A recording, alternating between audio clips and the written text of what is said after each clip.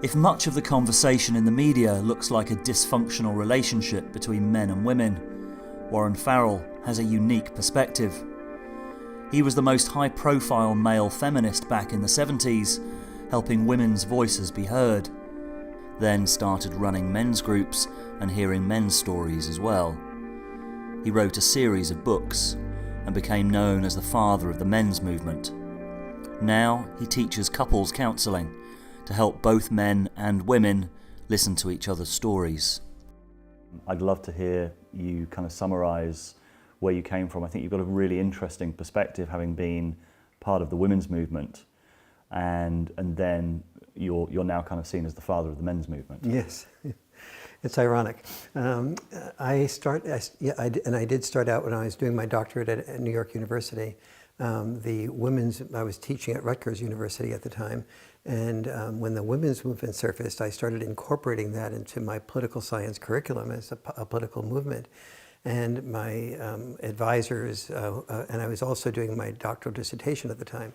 And so the students at Rutgers were saying, man, when you speak about the women's movement, you got fire in your belly. And you should think, what are you doing your dissertation on? And I said what I was doing it on, which was a different part of politics. And they said, you should think about doing it on something about the women's movement.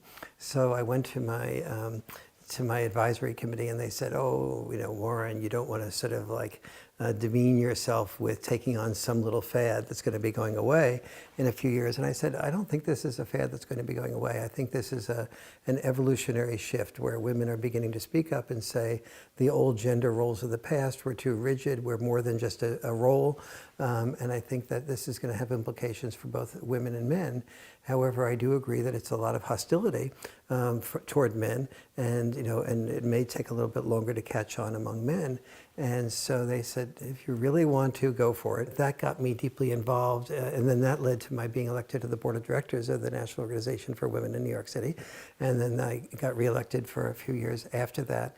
And so I spoke all around the world on women's issues, the importance of women's issues, and why any secure man should be a supporter of women having more flexible roles. And also the importance of this for men, and for men to be a part of this process. You're now known as the father of the men's movement. Yes. But in the States, at least, what are known as the MRAs, men's rights activists, have a pretty terrible reputation. Yes. Do you think that any of that is deserved or not? Yeah, I think some of it is deserved. I think some of it has been strategic. Paul Elam, who sort of started Voice for Men, he read The Myth of Male Power, a book I wrote, and he said, "My God, this is something that everybody needs to be aware of." But 10 years passed, and the book had some impact, but it didn't change the cultural dialogue about men and women. And he said, well, what's wrong with Warren Farrell's Myth of Male Power approach? And he basically, and this is what he's told me directly, and he said that what's wrong with it is that he's so rational and so thoughtful, and he doesn't get anybody to notice him in sort of and doesn't get press. What the press needs, that Warren Farrell does not understand, is they need to be, you need to bang them, you need to be outrageous, you need to be in a way stupid, and then the press will pay attention. So he began doing that. Paul Elam is a counselor, so he's not like a completely dead to the world man in terms of sensitivity, and so he strategically said, I'll get the attention of the press, and he did do that, and he got the attention of the press. He was right, but in the process of doing things like reversing roles and saying, here's what women say about men, I'll write an article and just say the opposite of that, and I'll make women into the person that is accused of being ridiculous in one way or the other, and then the press was outraged, but he also drew in some people with that method that were quite angry and hurt. And so I don't agree with many of the things that were said. However, I do understand his strategy, and I also take a very different approach to people who are angry. My attitude toward people who are angry, or what we call people who are filled with hate, is to listen to them. not argue with them. People's hatred quotient is significantly reduced by being heard. And so the very first thing you need to do to help give good therapy to anyone who you call a hater is to not yourself be a hater of the haters. When you're a hater of the haters, you are a hater also. And so if your job is to be progressive, if you consider yourself a progressive, the first thing we need to do with every hater, every person we disagree with vehemently, every person who has gotten bitter and angry, is to hear them out, to find out every piece of the puzzle that has contributed to their worldview picture. And when we let them know that we've not only heard what they've said, but we say, this is what I hear you say. Is that accurate? And we keep working on it until we get an accurate vision of that. And that person can say, my God, you will see tears. I have seen, when I do that with the people, when you hear angry dads talking about the legal system and how oppressive it is, just change the topic. Ask them about their kids. Ask them about what's hurting inside of them that they can't see their kids. And out of the person whose eyes you felt anger and steel coming out of, you will soon see tears coming out of those eyes, and the hurt and the pain that led to that anger. And that's what we need to be focusing on. And when we do that, and when people are listened to that way, they don't become the shooters. They don't become the haters. So let's be as progressive as we claim to be, and let's listen to those that we disagree with vehemently, rather than to put them down and just give them a label that allows us to discount everything they feel and everything they say. The label is our statement of our being regressive, not progressive. So from the outside, one of the criticisms by the men's rights activists is that feminism now has become very angry and blaming men, but it seems that they're basically just reversing that dynamic rather than, and it's almost like they've become a mirror image of what they're protesting against. Yes, the enemy often becomes very much like the person they're fighting, and when we fight the enemy, we often become very much like the enemy, and that's a problem. And I disagree with a lot of the anger. I don't myself tend to be an angry person, and so that part I agree with that type of critique, and but to help us understand the rationale. Paul Elam was saying things like, Warren's rational, logical, thoughtful approach was not accomplishing anything. The feminist movement was generated with a huge amount of anger toward men, calling men the oppressors, calling men, people who were responsible for a patriarchal society that made rules to benefit men at the expense of women. This was a lot of anger at that. My former wife tried to get me to not be involved with the feminist movement at the beginning because she said it was filled with man-haters. And I said, it's important for us to find the best aspect of feminism and to promote that. And the best aspect of feminism was expanding options for women and making the world making and allowing women to be a lot more of themselves than they were in the old days of roles. And so, and now I ask us to do the same thing with men. Yes, there's anger when you're a father who's devoted to your children, and you have that you get a divorce and you have the children ripped away from you, and you see the children being overprotected and not doing well in school and having ADHD and having significant problems, you get angry. And when you try to fight that and explain to the courts and the judges, and you use $150,000 to fight that court battle, and you lose everything you have, and you have to put your home on mortgage, and the judge is still not understanding what is needed for the children, and your program to have lots of psychologists evaluate you, and expert witnesses you're paying for, and lawyers you're paying for, and you're paying for your wife's lawyer as well, you get angry. And so I'd like us to have compassion for what generates the anger, rather than say they're angry, they're MRA, Warren, you don't want to be associated with them. No, I don't take that position, but I want us to hear the people who are angry at us, whether they be feminists or whether they be men's issues people. When I was first interviewed by Barbara Walters for the Today Show years ago, when I was on the board of NOW, she said, how can you associate yourself with people like Kate Millett? She's bisexual. And my response was, we have to, maybe because Kate Millett is bisexual, maybe she can see the forest through the trees. She can see what we as heterosexuals don't see because she has a broader view of it. And we have to hear the people that are different from what we have. What we have in most of the world today is divided perspectives that are take comfort in their niche and do not hear people that differ from them. It's interesting to hear that Paul Elam has that's a very definite and deliberate strategy on his behalf. Yes. Do you think it could work? I think it works to a certain degree. It works in the same way that feminism worked. That feminists use that type of strategy. Well, they had many strategies going at the same time. They had the anger strategy, which was represented by the Red Stockings and many of the Socialist Worker Party feminists.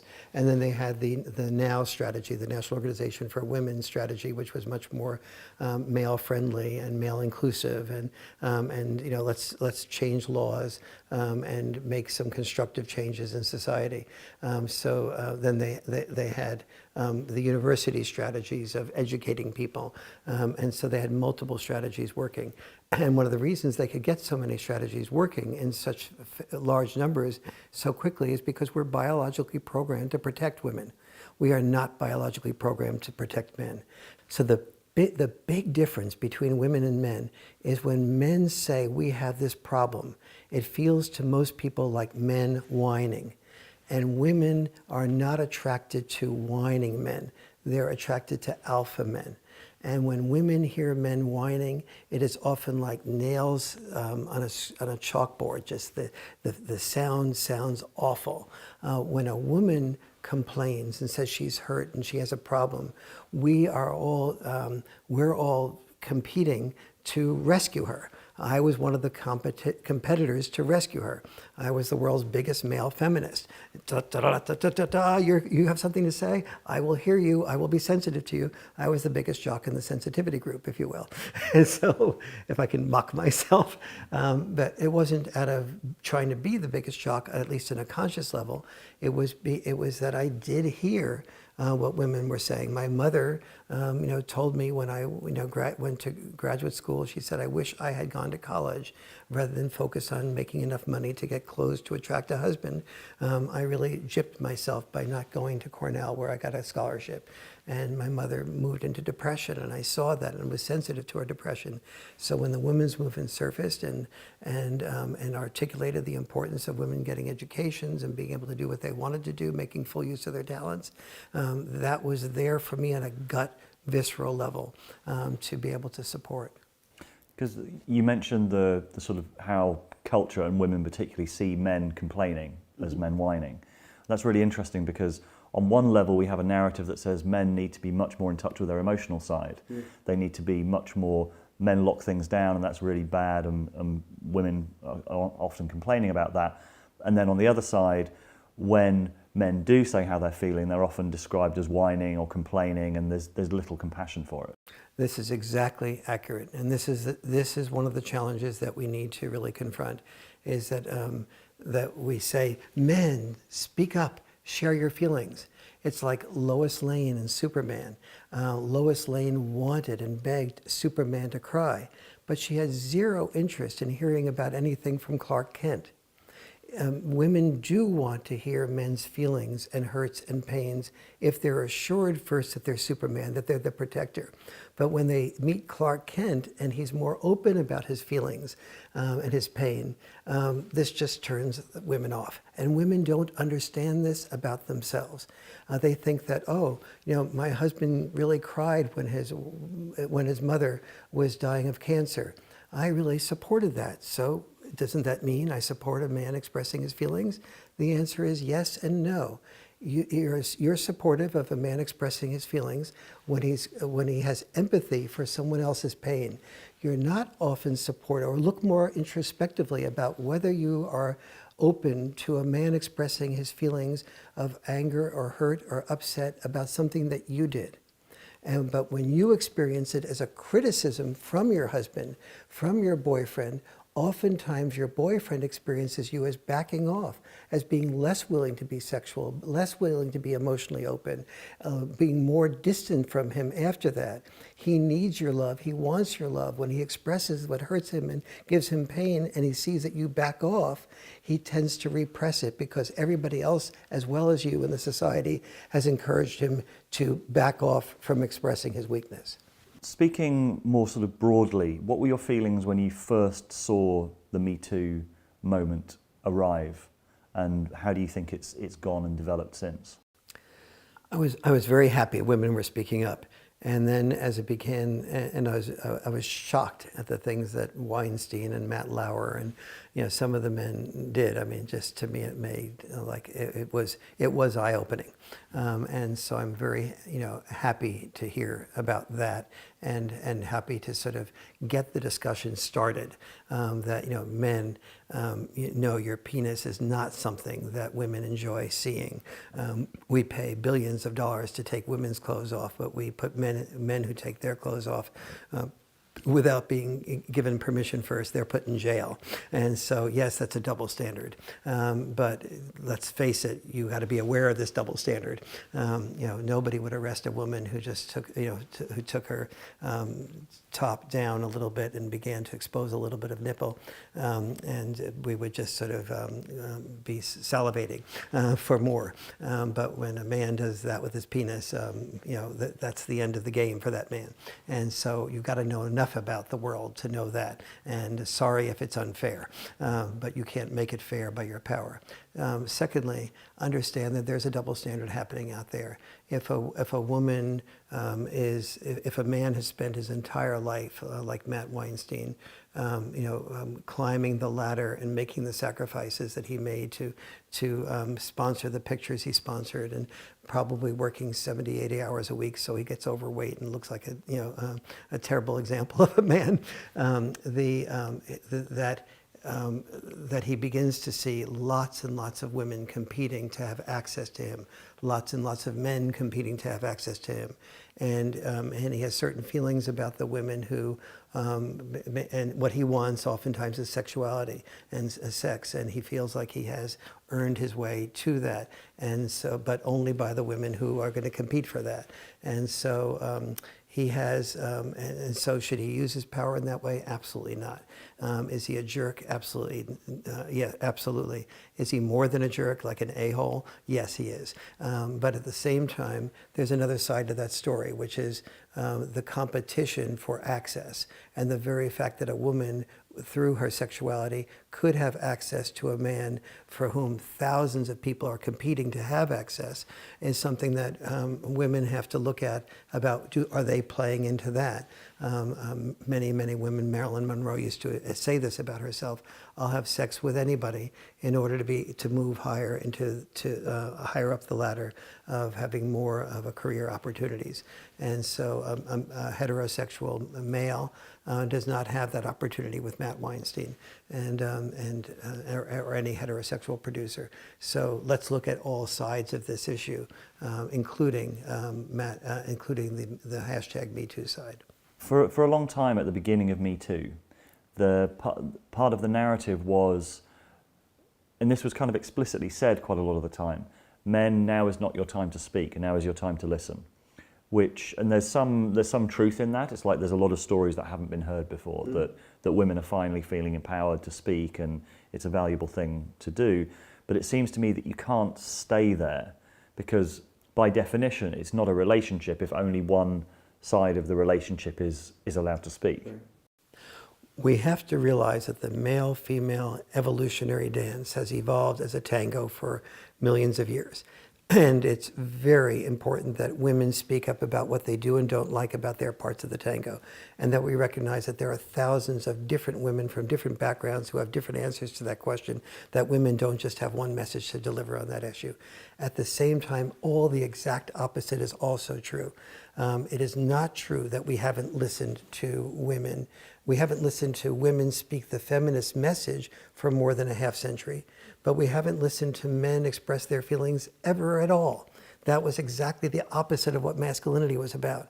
So let's open up and hear boys' and men's stories. But what do we need to do? We need to know how to listen.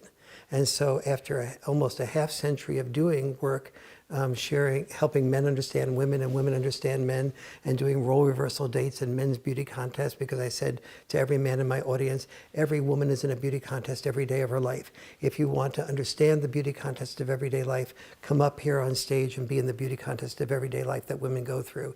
And when men went through in my audiences that beauty contest of everyday life, they really did increase their empathy for what it was like to be paid attention to for your beauty and not paid attention to for your mind. Conversely, when the women were asked to risk the sexual rejection that men experience I often say there's more than about 100 risks of sexual rejection that a man can typically take between eye contact and intercourse. And I asked women just to take a couple of those risks, like asking a guy out and kissing him on a cheek, during a 20-minute simulated date. And women who were executives just started shaking and sweating when they had to take the risk of asking men out, especially when I encouraged them to ask out the man that they were truly most attracted to, which was usually the man that won the beauty contest. And so you had 8 or 9 women competing for the man that won the beauty contest, and those women started exaggerating what they had to offer. I have a Porsche, I'll take you out to a really nice place at a really nice restaurant. Well, this woman was a student. She didn't have a Porsche and didn't have much money to take him out, but she started acting like what she evaluated about herself. I started acting like a jerk in my entire life, she would say. The only time I ever used the word jerk was to talk about a man. Now, within 20 minutes of the simulated exercise that you ask us to do, I'm starting to act like a jerk. That's the type of thing that we need to listen to. But I found after many years of doing this around the country and the world that this did help men and women have a greater empathy toward each other. But I was still missing something. When men and women were married or in a long-term relationship and they got into an argument and the man criticized the woman or the woman criticized the man, both sexes tended to become defensive when they were criticized. And when they became defensive, that made the other sex scared to speak up about what they heard. So I started developing couples communication workshops. In those couples communication workshops, I taught people how to do a workaround to our biologically natural propensity to become defensive when we heard personal criticism from somebody we loved. And so that is a very hard thing to get people to do because you're working against the natural biological propensity to be defensive. But over a 10-hour workshop over the course of a weekend, I can train people to be able to listen in a way that makes it safe for they themselves to hear the criticism, because they can see that providing a safe environment for their partner's criticism actually makes their partner feel more heard and therefore feel more loved by them and therefore love them more. So they begin to make a different connection, a connection of being criticized to an opportunity to deepen love. That is the work that we need to do in this world. That is the work that we need to do in this world to help men and women hear each other, to help Republicans and Democrats, Israelis and Arabs, to help everyone that disagrees with each other to hear each other first, but to become internally safe. This is not active listening alone. Active listening provides a safe environment for the person who's speaking and criticizing to speak up. That's good. But what we also want to do is to provide a safe internal experience for the person being criticized to understand that as they hear the critique of themselves, they will feel either more loved from a loved one or more respected from a colleague or safer with somebody with a different ideological perspective. That is the next evolutionary development that we need to pioneer. And how on earth do we do that on a sort of cultural level? We do that, first of all, by recognizing that it's, but by speaking up. I hope that by saying this, exactly what I just said in the boy crisis, I will begin to start forming a cultural dialogue. It's by spending time with people like yourself who have done good work, who are not here to trick me into saying something that they can get a little soundbite out of, and sensing who those people are that want to move us to the next evolutionary level, spending time with them, spending time with people who are wanting to use it for their own purposes, but maybe beginning to soften the edges of those people. And so it's a lot of work. And a lot of the work is going to be done in very small numbers at first, but sometimes those numbers can begin to reach tipping points where it becomes safer and safer to speak up about these issues. Because it's also very true at the moment. We've talked about what can be said and what can't be said. Mm-hmm. There is a cultural ideology at the moment that is allowing certain types of conversations and not allowing other types of conversations. Yes, and that cultural ideology that allows certain conversations and not other conversations is an ideology that is possessed by people who call themselves progressive. I have always thought of myself as politically liberal and progressive. I totally abhor the word progressive being used to keep other people shut down. Progressive, in my opinion, only allows for people to speak up. It never allows for a statement like, you're mansplaining. It allows for a statement like, you're a man and you're explaining, share more. You're making progress by just sharing your feelings to begin with. We've always encouraged men to share their feelings and then never really allowed them to share their feelings.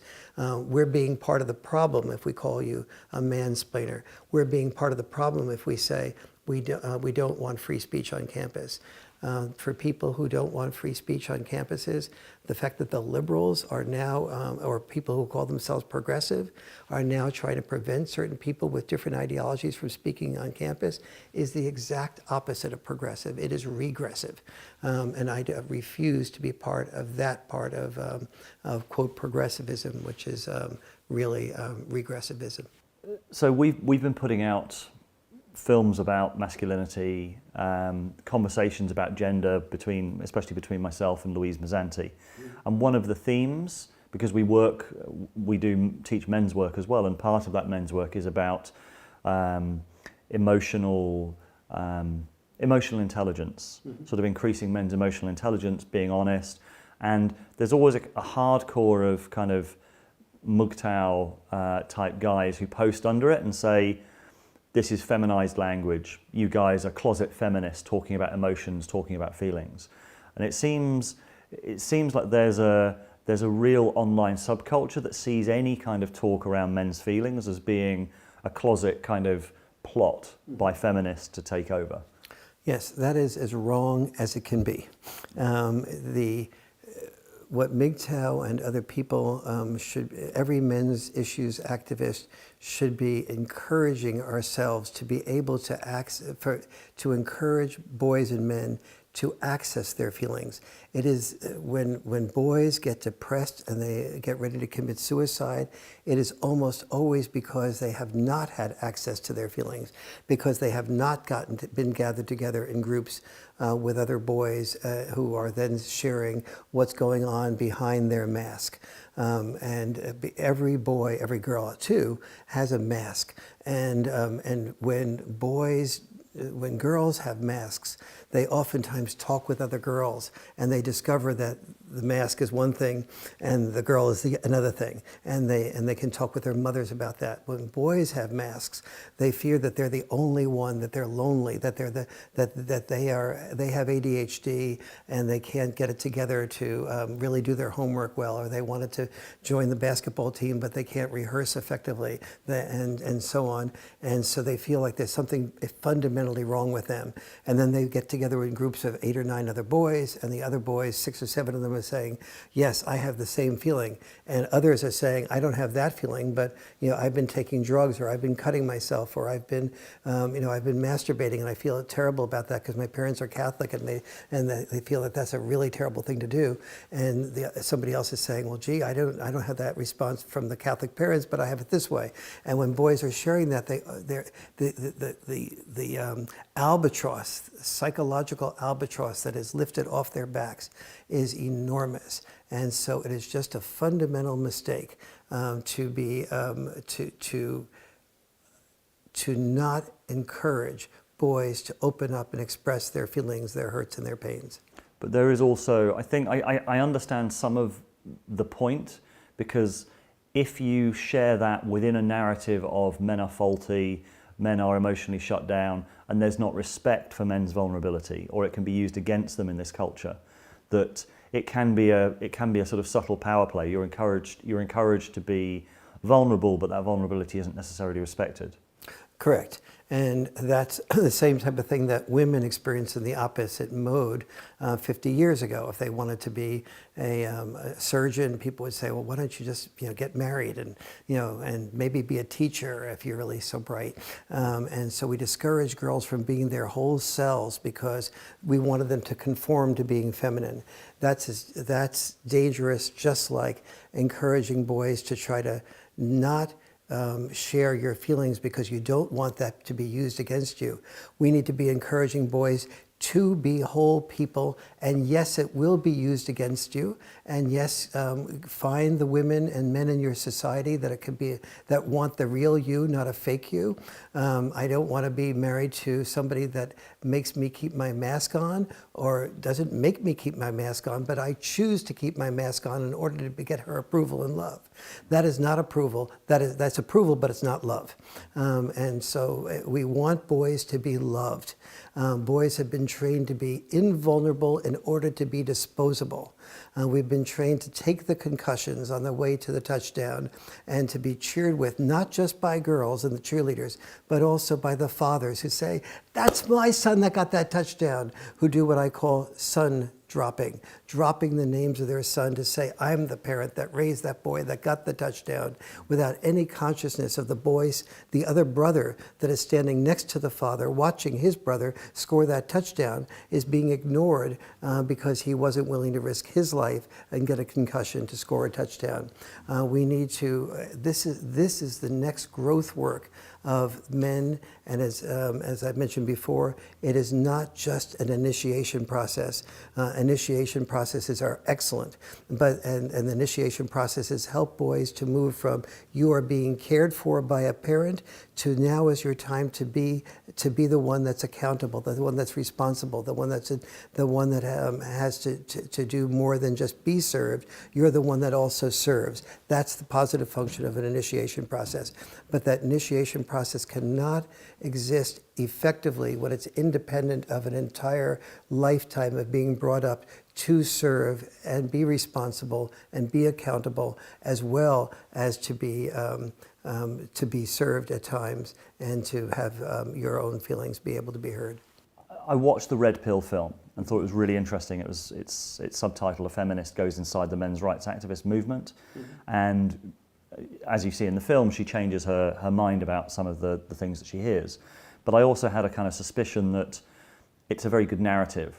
And as a documentary maker, I kind of thought, well, how much of that was actually authentic? Was she really a feminist, or it's quite convenient that she changed her mind? But what was your experience of her when you met her, and did you see that journey yourself? I have had the advantage of seeing Cassie from feminist days and feminist initial interviews, where she would use words like patriarchy and dominate and stuff like that all revealed, since they came out of her so naturally, combined with the fact that her last 2 films were very liberal. This all revealed an honesty about her being a genuine liberal and a genuine feminist. And so, and I could see her, listen with the pretense of an open mind, But then and then I saw the challenges that she went through. We happened to live near each other, so when and she shared with me, and shared in the film, I believe too, the fact that the first time when she listened to us, she pretended to listen and absorb and not be filled with objections, but her mind was coming up with feminist answers to our questions and the discounting of what we were saying. And it was only when she went over the transcripts of every single interview she did of 40 people that she realized that we were not saying what she was having her mind say that we were saying, things that were very different, and that there was almost nothing that she could disagree with. And so she began to play our message by her feminist friends, thinking, my goodness, I really heard something different, and this is really an important part of what needs to be a dialogue, not a monologue. And she did that, and then she started getting scared because almost all of her feminist friends were just completely unwilling to hear any of it. And this shocked her because she assumed as a feminist that her friends were open-minded. And this is exactly the same process I went through. And Cassie came to me and said, I'm afraid. Is it true that these women are not listening? Are they going to unbecome my friends? Am I going to lose my financing? Am I going to lose my reputation? Am I going to be the devil like you are? And I said, yes. And she went, whoa, that was not I expected assurance, not that answer.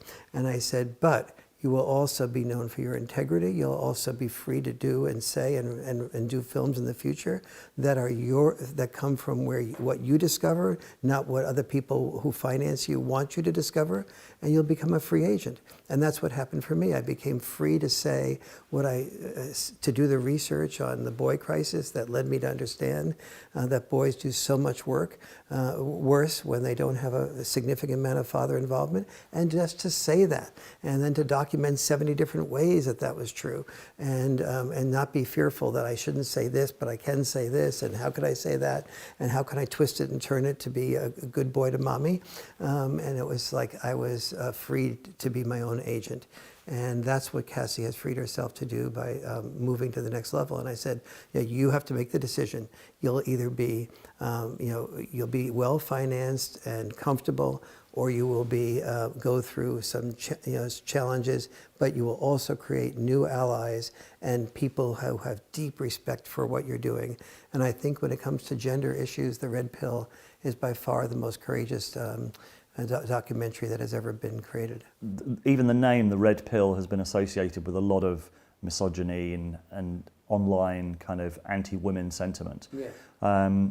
Do you think that's fair or not? There is some, in some of the Reddit places and other places, there is some speaking out against women that has gone way beyond what I'm comfortable with.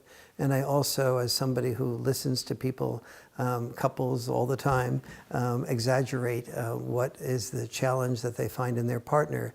When people exaggerate and overdo their exaggeration, they usually have not been heard.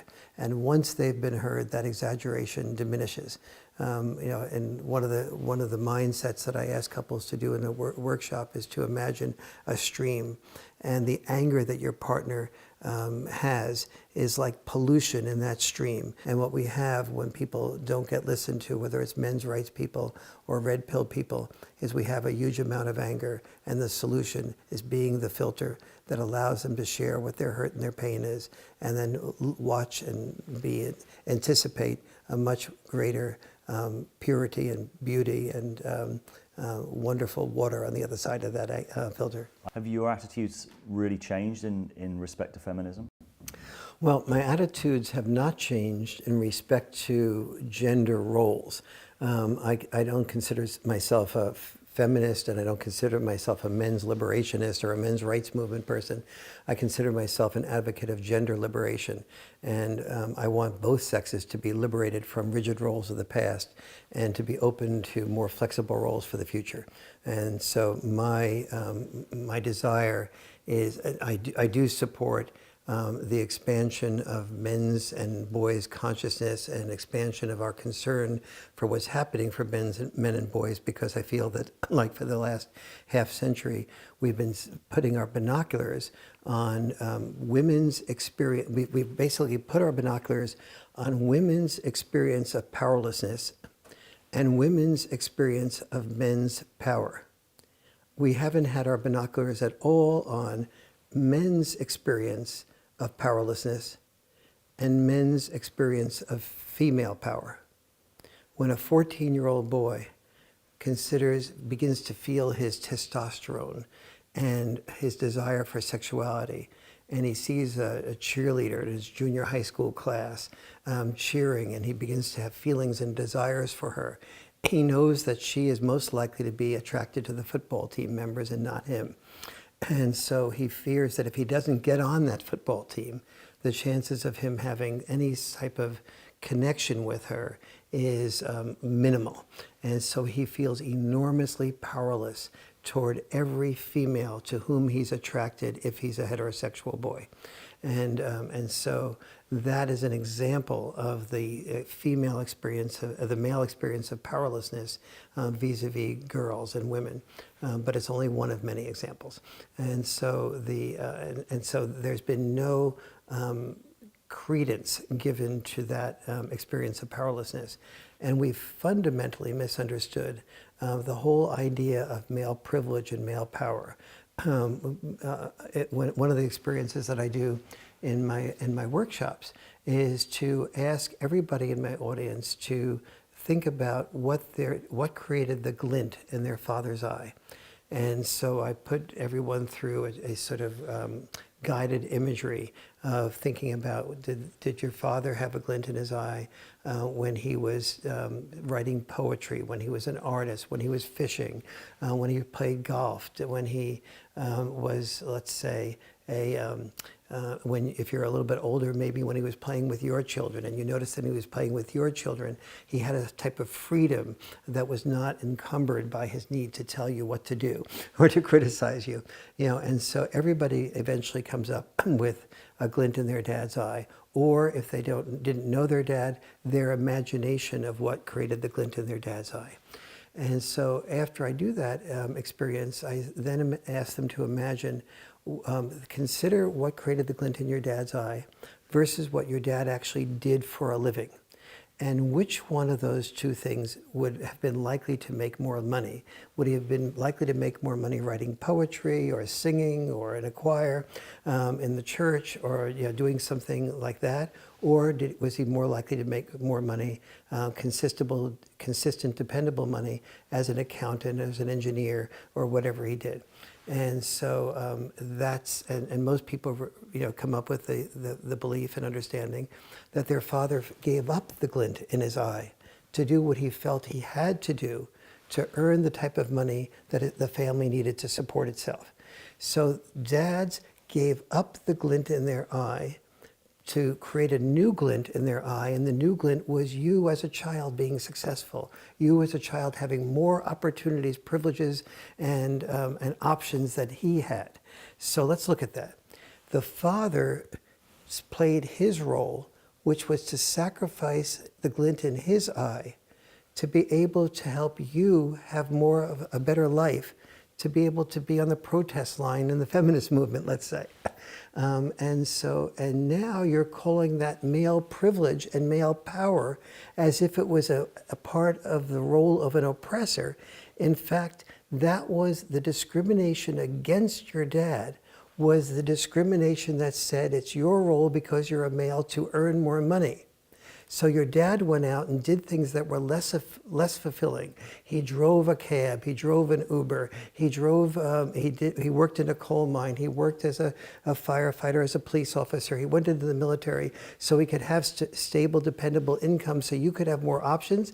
And now you're turning that against him and saying that he had male privilege and he had male power. You have no compassion, understanding of the male role and what was the expectation on him.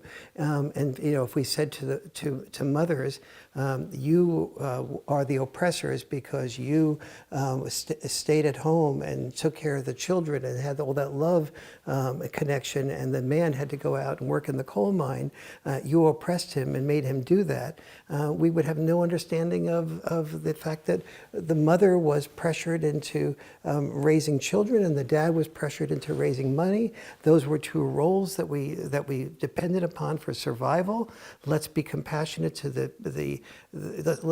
let's get on our knees and thank our mothers and fathers for the sacrifices that they made to be able to free us to think beyond just making sacrifices. And so that's where the feminist movement should be. That what the feminist movement has evolved into is a dichotomous movement in which it says there are oppressors and oppressed. That type of thinking grew out of Marxist feminism, in which there was this statement that the people who were the upper, the bourgeoisie, they are the oppressors, and then there's the oppressed. And before that, the civil rights movement, where there truly was the oppressors and the oppressed. And so from that oppressor-oppressed model, the feminist movement developed, which was a completely a very appropriate model for civil rights and a very inaccurate model for men and women, in which we were all in the same family boat, which our mothers and fathers were both making sacrifices in the hopes that our lives would be better than their lives were. And we have completely missed the male contribution to our fathers and grandfathers helping to make our lives so privileged that we can sit here and talk about these things in ways our fathers and grandfathers were never privileged to do. This is very interesting because I speak to some, there's this concept of the patriarchy. Yes. And I speak to some women who have a much more nuanced understanding. On one side, you have a sort of almost conspiracy theory type idea of the patriarchy. It's men oppressing women throughout history, hoarding all of the money and the power. But I do speak to a lot of other women who have a much more nuanced understanding of it and saying, well, no, the patriarchy is a system that forces both men and women into roles that that don't fulfill them and that don't speak to their deepest needs. Yes. It sounds like you're coming from that same perspective, if you want to define it that way. I'm disagreeing with both perspectives. Okay, I'll take one at a time. So let's go in almost every gender studies course. The number one of Gender Studies 101 advocates that we've lived in a world dominated by a patriarchy in which men made the rules to benefit men at the expense of women. There's virtually no gender studies teacher at a major university that would disagree with that. And I say that's completely inaccurate. What is more accurate from my perspective is that we've lived in a world that's dominated by the need to survive. And in that attempt to survive, most cultures developed roles that were different for men and for women. Women risked their lives in childbirth and made sacrifices to raise their children effectively. Men risked their lives raising money and risked their lives in war to protect the children that the women bore. And so both sexes made different types of sacrifices, and so because that was what was necessary for survival. And so the dominating force was not patriarchy, but survival. I disagree with the second premise because it is not appropriate, I don't believe, to call it a patriarchy that forced both sexes into roles. That would be as mistaken as calling it matriarchy that forced both sexes into roles. In fact, in most nations, mothers care more that their children get married and that stay into strict roles. That women, in many respects and in many cultures, are more conservative, more attached to roles than the men are. And so, but it really doesn't make any difference which cultures have which percentage of men and women that are attached to roles. What is true is that using the word patriarchy to say that patriarchy hurt both sexes is as misleading as using the word matriarchy because it sort of tends to blame men or it would blame women if we say a matriarchy forced both sexes into both roles. And so I'd like to say, rather than using the words patriarchy or matriarchy, it was survival needs and the desire to survive that led most cultures to figure out what roles men and women could play to help the next generation survive and thrive to a greater degree. So we're leading men's work. Yes. And I found it really, since I started sort of going to a men's group a few years ago, I found it a really positive thing. It's really helped. And we talk about vitamin M, that in some sense we're all, as men, craving that contact with other men, that real honest communication, that real brotherhood. Do you think it's really important that men have that kind of level of support and connection with other men? Yeah, absolutely. The moment that men get together and talk and share what's going on in their lives is they do something revolutionary, which is when they're talking about their real feelings and their real experiences of life, they are taking themselves out of an isolation pit, which is what every man was trained to be experiencing. And they open up and they're freer to see themselves in relation to their peers. They realize that friendships are not based on keeping themselves to themselves and drinking instead. And taking drugs instead. Men, die from drugs and from alcohol and from reckless driving far more than women do. We commit suicide far more than women do. And when one looks in the Boy Crisis book at the 60+ red flags of depression, you realize clearly that men experience depression more than women do, but we just never measured it in a male-friendly way. And so the psychological problems are much more the province, and mental health problems are much more the problems of men and masculinity. Men were never designed to be healthy.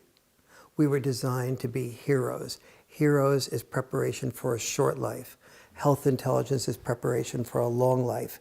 That's the future of masculinity, if it is not to be self-harm as masculinity, but it is to be emotionally intelligent. And women are not going to want, women in the future who are earning income will not want men who are just earning income. They will want men who have emotional intelligence as well as success intelligence.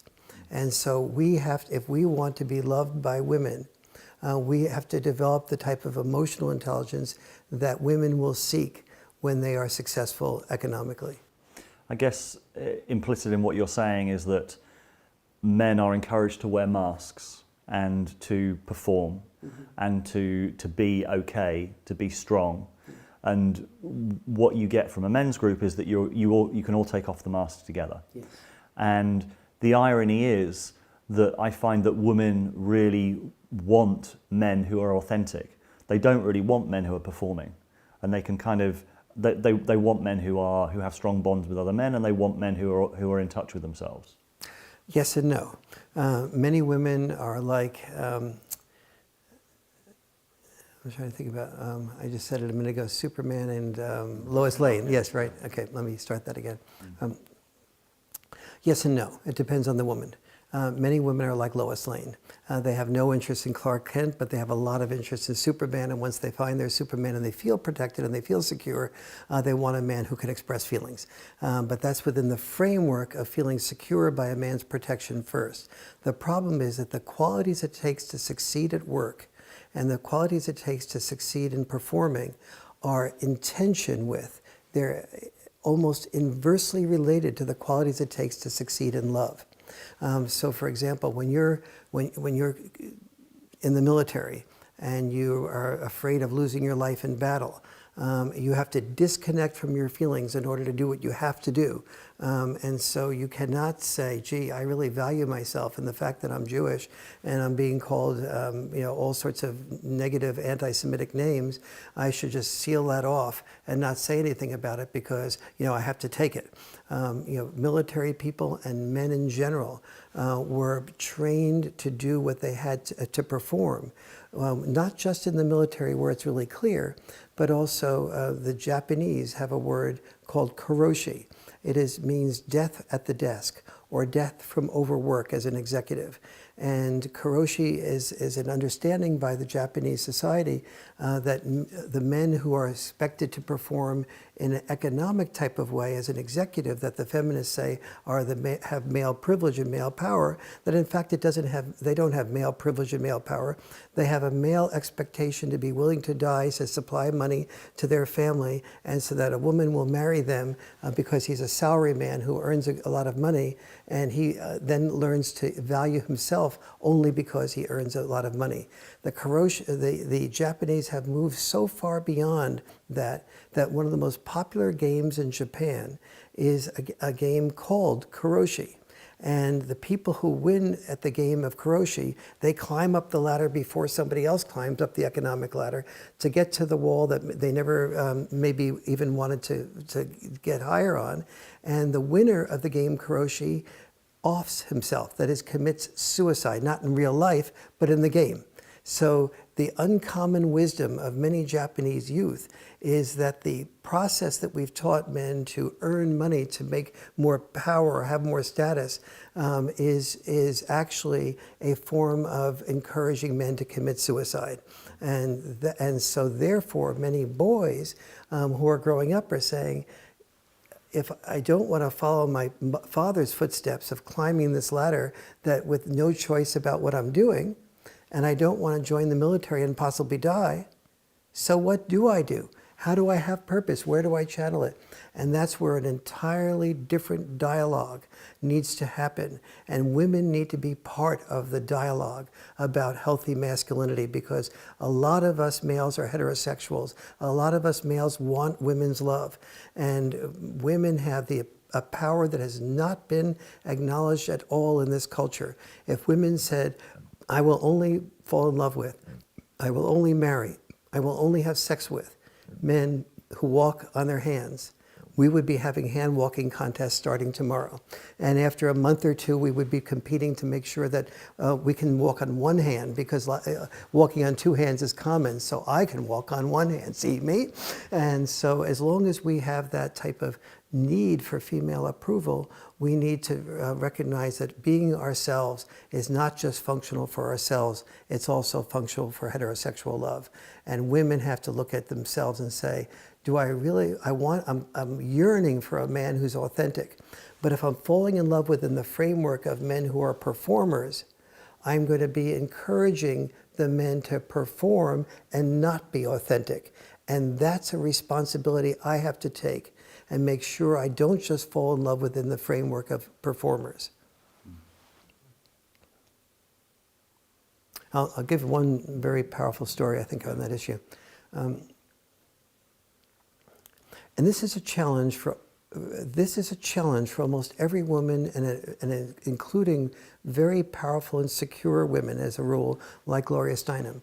I remember going to a show that Alan Alda was going to be hosting in New York City years ago, and with Gloria, and a cab driver picked us up. This is before Uber, and a few decades before Uber, and Gloria was saying to me while we were waiting for the cab to come, how hard it is to find really good men, and that men that are thinking, that are thoughtful, that are that are sensitive, and so on. We get into the cab, and the cab driver recognizes Gloria, especially after she says we're going to a TV show, and he starts, and so Gloria is a very gracious woman, and says, well, what are you involved with? And he goes, well, I'm driving a cab now, but I have a master's degree in anthropology. And she says, oh, really? And so we had a wonderful discussion about different cultures and so on. And the guy was very thoughtful and insightful. And then Gloria and I get out of the cab, and I said, well, there's a good man, meaning just the opposite of what she had said about those men not being available. And then I looked at her, I said, do you see him as a possible candidate for your love? And she sort of like gulped and registered the point, but the conversation ended there. And what I am saying about that is that when a man is driving a cab or doesn't have the success that we want him to have in performance mode, we often are as invisible to his better qualities as men are to a less attractive woman's better qualities. Warren, you've been leading men's groups since the 1970s. What do men get from men's groups, and how important is it for men to have those kind of relationships? Men get themselves from men's groups. They learn in men's groups how to be human beings, not just human doings. They learn how the process of becoming a human doing often forces them to wear a mask that shadows themselves as human beings, even to themselves and to their children. They learn that at the end of life, almost no man says, I wish I'd spent more time at the office. I wish I'd spent more time in the battleground. But says, I wish I'd spent more time with my family. I wish I was there for that recital. I wish I was there to just have a family dinner nights more often where I could talk through with my son and my daughter what's going on in their life, where I could really listen to them, draw them out, and give them maybe a little bit of push or shove in a different area that's out of their comfort zone. I wish I could take them camping more often. I wish I could roughhouse with them more often. I wish I could read stories to them at bedtime more often. These are the things that men yearn for. We work so hard because we want our family's love. But then when we oftentimes feel criticized and complained about and disconnected from our family's love, we feel, or we work very hard to become a great lawyer. And we learn as a result of becoming a great lawyer that we are really good at listening for a criticism that we can give our opposing lawyer. And then when we listen to the criticism we can give our wives, that the process that worked to make us a great lawyer made us a terrible husband and a terrible father. And so these are the types of things we discover by talking about our common experiences in a men's group. Because a lot of people listening to that would say, well, why can't men get that from a conversation with their wives, a conversation in an intimate relationship? One of the reasons why it's hard for men to get that in a conversation with their wife is because they feel, whether it's accurate or not, they feel that their wife married them in part because they were successful, in part because when the going got tough, they would stand up and get going. But that their wife did not marry them because they felt like instead of becoming a medical doctor, they said, gee, I don't want to become a medical doctor. You know what I'd like to be? I'd like to be an artist. I may not be the best artist in the world, but I'd like to at least try my creativity and develop that. And by the way, that's going to take maybe 5 years of art school and maybe 30 years or 20 years of trying to sell my art. And most women who married the doctor, the lawyer, or the executive, they're not interested in that real feeling of what the boy or the boy becoming a man really wants to do. That's what the men feel. And if women really do feel that way about a man, they need to make sure that they share responsibility, for asking the man out, that they share responsibility for calling him up, that when they go to dinner, that they don't expect that he'll pay more than half the bill or pay the bill more than half the time. These are the little signs that men pick up about, are you interested in me for who I am, or do I have to pay the bill to be worthy of your company? And if he has to pay a bill to be worthy of your company, that means he's learning the lesson that to be worthy of your company, he has to be successful. Therefore, he has to wear the mask of success, and therefore you're not interested in him taking off that mask and saying, I don't want to pay for dinners more than half the time. I don't want to pick you up. I don't want to buy your drinks any more than you buy my drinks. I don't want to buy you a diamond when you don't buy me a diamond. I want to really be as a partner together, and I want to be able to be free to earn less money and to perform less so I can be more fulfilled doing what I really want to do. I want to be able to, when the children are born, to say, who will take care of the children, full-time, part-time, not assume that you'll have the choice and I'll have to go along with whatever your choice is. These are all the things that are not being discussed in society at this moment that must be discussed, that can come out in men's groups, that men can realize that they're not alone and they're thinking about these things, and then be able to articulate them to both their wives. But before we articulate these things to our wives, we have to articulate these things to ourselves. And a men's group is a safe space to do that. And there's no safer space to do that in a men's group because there's no fear of being judged by a woman in a men's group. Let me say one more thing about that. And this is not because we don't want women. It is because we want women so much that we have become over-dependent upon women's approval. And that ironically unmakes us the man that the woman wants. Sounds like a terrible catch-22. It is not quite a catch-22. I think it's a type of insight that is a type of new male wisdom, which is why I call the game karoshi that the Japanese play boys' uncommon wisdom. And we have to learn, just like a woman had to learn in the 60s, that becoming the type of woman that a man wanted her to be, having a certain waist and a certain size and looking a certain way and putting makeup on over herself, that the makeup was making up the gap between the power she had and the power she wanted to have, and that was putting on a false face. Well, men have makeup too. Male makeup is, I am Dr. Warren Farrell, best-selling author of The Boy Crisis. And what's my makeup? I'm doctor, best-selling, author. That's all makeup. It's me being afraid of saying, I'm also Warren Farrell, vulnerable human being in these 5 or 6 ways. And this is, I guess, the paradox that's quite difficult to understand from the outside, but I know it to be true in the men's work that we're doing, that the work that I'm doing with other men is about being grounded in myself to then meet women from a much more empowered place. Yes. Like that's a kind of, that I guess is a catch-22. That by going more deeply into my own masculinity, I can then meet women much more grounded because I don't need anything from them. I'm not in fear of them. I've resourced myself elsewhere. That's a paradox, I guess. It's a paradox, but it's also, we have to respect women enough to know that, so when I was dating, I was single for 21 years between my first and my second marriage to the woman I've been involved with for the last 24 years, and who's now my wife.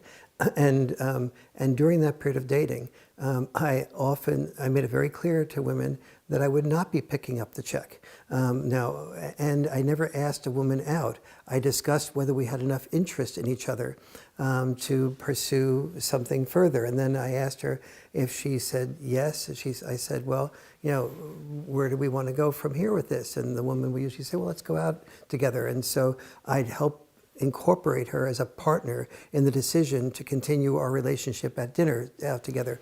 And then I would say, and I had the advantage of her knowing what I did, but there were some women that, one woman was a president of a local now, I will not reveal who or where, and she was out with me, and when it came to dinner, and she expected that I would pick up the check, even though she was a now president, and I explained to her that I didn't believe in picking up the check, I believed in sharing, or I'm fine about picking up the check this time, and that I liked her, and that we could pick up she could pick up the next check, or she could cook a meal for me, and she started to cry. And then she got so embarrassed at herself. And to her credit, she said, I am so embarrassed. Here I am, the president of a Now chapter, and I am upset because I feel like I really like you.